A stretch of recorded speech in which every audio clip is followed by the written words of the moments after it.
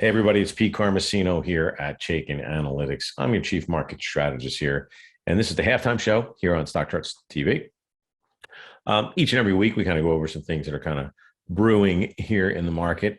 And as always, it seems to be that way in the last several years. There's always something weird going on.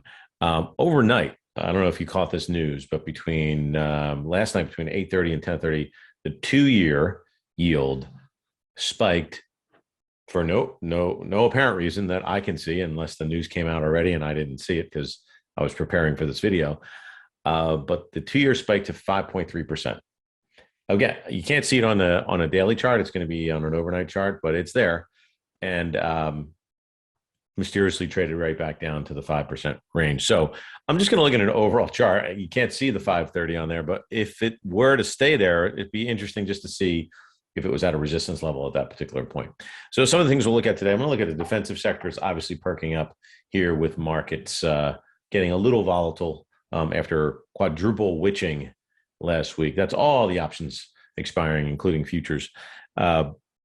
So there's some change there. There was a dramatic effect, obviously, in the markets on Friday, meaning there was a bit of a downdraft. People were repositioning, rolling contracts, things of that nature. So you're going to get that volatility no matter what on that quad, which not all the time, but this one was just a little bit more emphasized. So we'll look at, again, the defensive. I'll look at a 2-year chart today, a 2-year yield, U.S. Treasury 2-year yield chart. I want to look at the dollar. I want to look at TLT. And I want to look at a few things that are breaking down that kind of have my attention right now, just a few charts. Just to be aware of their bigger names that you would know, of course, and actually some sectors too. So it's very important to kind of look at not only from the, we want to look at individual names. You got to go from the top down as well. We want to look at the sector or the market, obviously, and then see if there's anything in that sector that's kind of raising its hand to try to get noticed on the chart. Now, if you're not paying attention, you really can get blindsided in some of these names, and you don't want that to happen after some great gains, amazing gains this year. So just try to protect yourself if you've got any exposure to the following names that we reviewed today, or sectors in general as well. So, all right, let's dive in here and see what we got today. All right, I just want to point out, obviously, I'm on Twitter. You can follow me here at Pete Carmasino. You can see the the acronym there. And this is a chart that I had gone over last week on the video, and also posted the video here on Twitter, or X now, I guess it's called. And what I've got is the timing almost perfect. Just depends on where it closes. Now you see that is showing it's up. Obviously, Nvidia is up as of the snapshot of this chart, but it really closed the gap. Now it closed and went through, but look, that's the way gaps close. They don't close exactly all the time. It's the nearest gap to the uptrend. The channel could hold here, and I think it's something that you want to take a look at. We'll look at the live chart of Nvidia before the video's out. I want to get to these other situations first, but I thought I'd just point that out because that's on Twitter. Again, you can follow me there. Really appreciate it. Leave me some feedback, whatever the case. All right, looking at the US 2-year. So, we talked about this, and that's the spike, but that's not the spike I'm talking about. The spike I'm talking about goes all the way up to about 5.3%, 5.31, I think, exactly. And we can't see it here. These aren't overnight continuous charts. They're just basically end of day charts. And that's great because that's the kind of analysis we're doing. We're not day traders or anything of that. But when something spikes overnight, you better take a look at it. And there's the level, right? 531. Now, that's around that peak, around 541. If I can get my cursor on it, stretch it out a little bit further, makes it easier. So looking at the way that this is being charted, it's about 530-ish, that's close enough. And that's really the peak. That's where it hit, about 531, 532, again, last night. Not on this chart, not indicative. This is a weekly chart, by the way. And we're here at 5%, which are basically testing those levels of how many years ago? Let's take a look. 2007, folks. 2007. Okay. That's how long ago since the 2 years been at this level. So, let it be what it is. Watch it, be aware of it. Don't be naive and stick your head in the sand and pretend that rates aren't going higher. They are, which means bonds obviously have been moving lower. We'll look at the TLT in just a minute, but don't forget to check this out and watch this. All right, folks, we're going to look at TLT. This is an old chart. Now, I'll walk you through this really quick. It's something I had built back when the left shoulder and the head of this chart were built. So you can see this was back in 2021, and that led me to December 21 when this shoulder was being built to, let people know that this has much further to go. But the ironic part is obviously when this failed up here around this 150 level, a lot of folks were in that camp. And don't forget, when this was happening, Powell and company were talking about raising rates. Now, it didn't take very long for it to get down here, just a few months' time. But the point of this was that you took the target on this to be around this $95 range, with a spread of somewhere between 93, 98, a few dollars each way of 95. So what is happening right now, this is actually testing the low end of this target area. And I still believe that the target of $75 to 80 is going to be intact. And I've got the 20-year rate here, which is pretty much flattened out and topped out around this 460 level.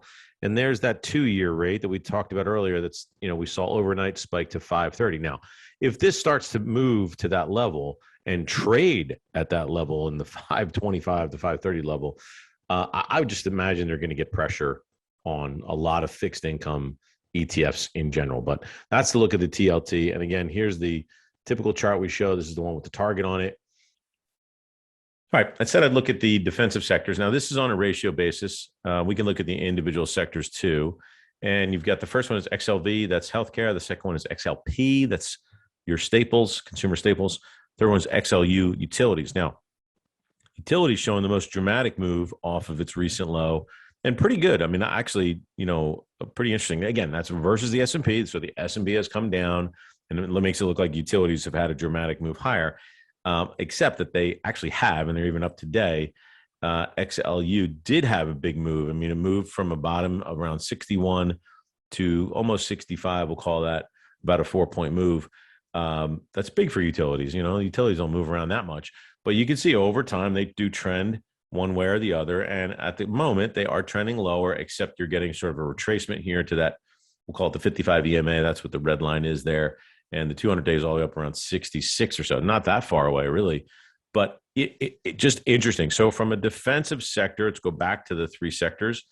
XLU was down the bottom. Again, XLP, the consumer staple sector, did have a nice move. Again, that's a ratio chart, but let's look at the individual chart as well. And, kind of choppy there, back and forth. A lot of uncertainty here. People kind of roll into them one or 2 days and move out of them. There is some positioning here, unfortunately, on a day-to-day basis, which is creating some of this volatility. But again, there it is relative to the SPY and moving sort of sideways at the moment the last couple of days, but certainly up from the low.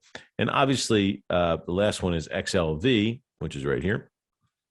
And that's your healthcare. Again, relative to the SPY, there's that ratio chart. Pretty much in a downtrend. You can't ignore that. But really much sideways action here, a lot of sideways action, even to the downside, but the trends are still higher. So it's a really kind of bizarre chart for healthcare in general, but really kind of maybe, I would say it's doing its job as a defensive sector, really not catering or cratering in any particular fashion, but certainly showing sideways action that could be considered, just less volatile than the overall market. But in general, in a major downtrend, trying to recoup it and maybe just a reversion to the mean here. All right, I said to look at the US dollar. Here's the dollar chart. Again, not updated at the moment. Again, these are end of day charts. So this is where the dollar closed around that 105 level. And this weird trend, this weird chart that I drew just to show sort of the conflict of an uptrend into a downtrend. And then once it broke that upward channel, I think the new trend is obviously on the upside here. And the trend to be tested would be this upside trend. So at this particular spot, it looks like 105, again, could be, it's an interesting level. You cannot argue with some previous areas. These are old. This is 2022, over a year old. And then obviously it held as support here back in about a year, about 13 months ago. So, you're looking at this and saying, okay, is 105 significant? It is. I mean, it definitely was an area of support and resistance several times. And so let's see what happens here. Currently, it is certainly resistance. All right, here's a daily chart of the S&P 500 index, $ SPX here on the ACP platform. There's your lower channel.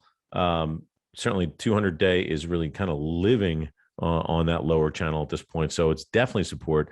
There's your gap fill. And it's interesting, again, if the channel holds up on a time basis, it could also be doing the same thing that we were just looking at. But it would be less damage here than it would be on the Nasdaq. However, the bigger gap is about the same, about 13.5%, 14% below the recent high here. So just I know it's a little messy. Apologize for that, but trying to make a point, because I do think these patterns make some sense and they're certainly logical. A lot of people are looking at them, but I'm trying to see if this is going to happen and coincide with the 200-day, which is typically an area of support.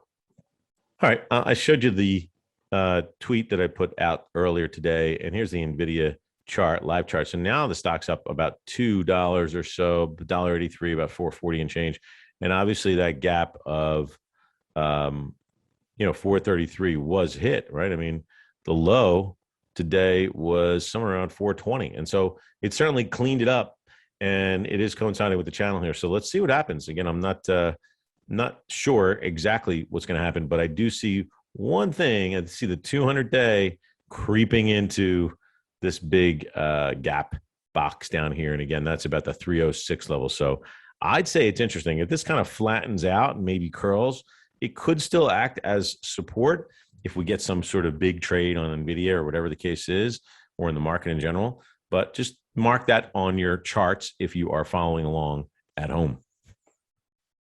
All right, over here to the Chaikin charts. I said you'd look at some names that are kind of breaking down and some that are maybe in conflict with our own rating here. And again, don't forget, our rating is fundamental. So I shouldn't say that. It's 85% fundamental, only about 15% technical in the rating. Okay, let me be very clear about that. That's how we create the bullish, neutral, or bearish rating. So when you see, and that's on stocks, okay? When you see the ETF rating at neutral, though you can't get that on the ACP platform, but if you're following me, again, you can see a lot of this when I posted it out on X or Twitter or on these videos. You see that we are neutral. Now, we basically run this technical rank against every other ETF on the market. So it's not just against other stock or equity ETFs, it's against every ETF, right? So we would just want to look at it and say, okay, from an ETF standpoint, technical ranking doesn't look great. Again, the trend is weak. We are breaking in a relative strength here. And this, of course, is the transport, okay? U.S. transports. Now, when they were breaking new highs, everything was looking great. We had a breakout here, relative strength, and now all of a sudden the relative strength broke down. And ironically, both, let me see this real quick, right around that 250 level, both breakouts occurred. Again, when I say both changes occurred, the change on the up and the change on the down. And so is 250 significant? Maybe. Certainly looks like it's acting that way. But I don't like that. Really, that doesn't look very good. I would think this has to hold at 239, 240 level. And that would be significant if it broke any further below that. But relative strength is pointing to that. It is pointing to that. Some other names here. Again, here's one that's in conflict, as I was just saying before, with our own rating. We got a strong trend, strong industry. However, it's been struggling here on the relative strength. And you see this attempt to get back to new highs failed. There's your volatility bands. It's kind of living up at the upper end, but failing, potentially trying to recover here. It's up obviously today about $1, but for a $215 stock, that's not that much. Starting to see this maybe get a little bit lower here on this overbought, oversold level. It's not oversold yet, but I would have to say this long-term trend around 210 is certainly support. And there's no doubt that the $200 level would be a major point of support for CRM. That's Salesforce, if you're not familiar with the company. And that would be an interesting setup on the downside. Just be careful if you have any kind of exposure to this name. One other name that came into play was home builder name, a building product name, Masco Corp. Also a negative relative strength change, a lot of negative money flow here from the Chaikin money flow indicator. The trend is weak, and we are taking out some recent lows here. Trying to fight back today up about a half a buck. But you look back and you start to see where these levels are. We're right here. I would call this support, that $54, $55 level. Anything below that, could get a little dicey. One I called out about, I can't remember now, it might have been a week or more, DH Horton. It had broken trend here, went sideways a little bit. Again, we are neutral plus. Neutral plus means it's a bullish rated stock that's below and living below its long-term trend. Now, this trend's flattening out, folks. It's got a weak trend. Obviously, the reading is weak, and it's starting to live between the middle and the lower volatility band here. I would think that this level is important if it can get above it.